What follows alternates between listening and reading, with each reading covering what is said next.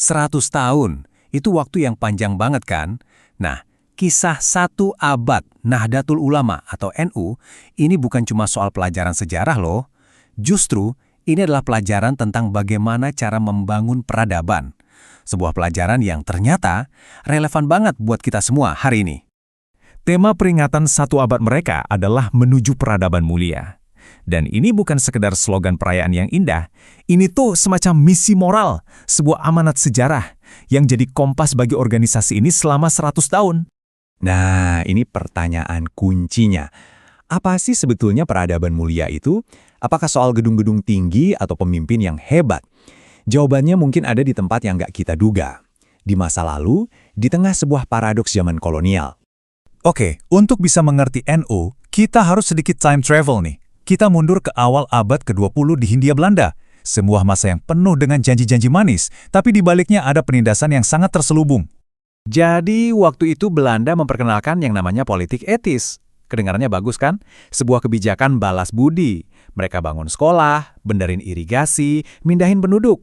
Kelihatannya sih, wah ini langkah maju, sebuah janji masa depan yang lebih baik. Tapi tunggu dulu, di balik janji manis itu, kenyataannya beda jauh. Pendidikan itu bukan untuk mencerahkan, tapi untuk mencetak pegawai yang patuh. Irigasi bukan untuk petani, tapi untuk mengalirkan keuntungan ke kantong Belanda. Intinya, politik etis ini adalah alat kontrol biar penjajahan makin efisien. Lebih parahnya lagi, Belanda itu sengaja menciptakan kelas-kelas sosial. Pribumi ditaruh di paling bawah, yang lain di tengah, dan mereka sendiri di puncak. Tujuannya? Jelas, supaya nggak ada solidaritas, supaya gampang dipecah belah, dan kekuasaan mereka tetap aman. Nah, di tengah kondisi yang seperti inilah Nahdlatul Ulama lahir. Tapi, yang penting banget untuk dicatat, NU itu nggak lahir dari kebijakan kolonial. Sama sekali bukan. NU lahir dari akar rumput, sebagai sebuah cerita tandingan untuk melawan proyek penjajahan. Perbedaannya fundamental banget. Pemerintah kolonial itu membangun dari atas ke bawah atau top down. Tujuannya melayani kekuasaan. Sebaliknya, NU itu tumbuh dari bawah ke atas, bottom up.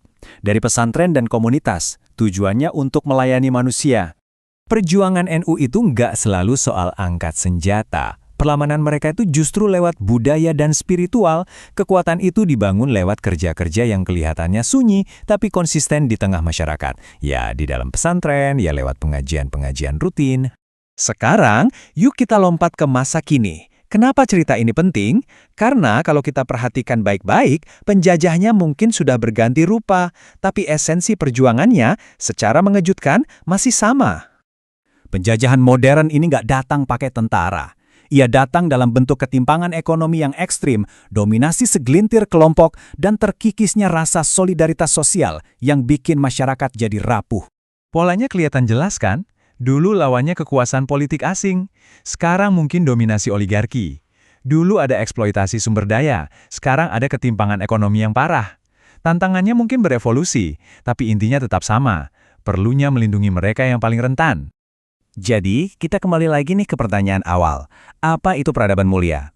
Nah, pengalaman 1 abad NU memberikan kita jawaban yang sangat kuat dan mendalam. Ini dia inti filosofi NU. Peradaban sejati itu nggak dibangun secara instan dari atas, kayak gedung pencakar langit. Tapi ia itu dipupuk, dirawat seperti taman. Pelan-pelan, dengan sabar, dalam sunyi, dan dari bawah ke atas.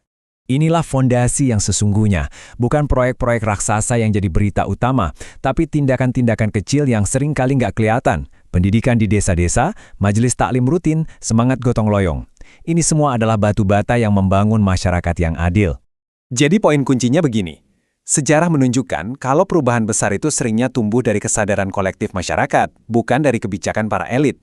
Politik etis mungkin ibaratnya cuma membuka pintu, tapi pesantren dan para ulama lah yang mengisi ruangan itu dengan nilai dan makna.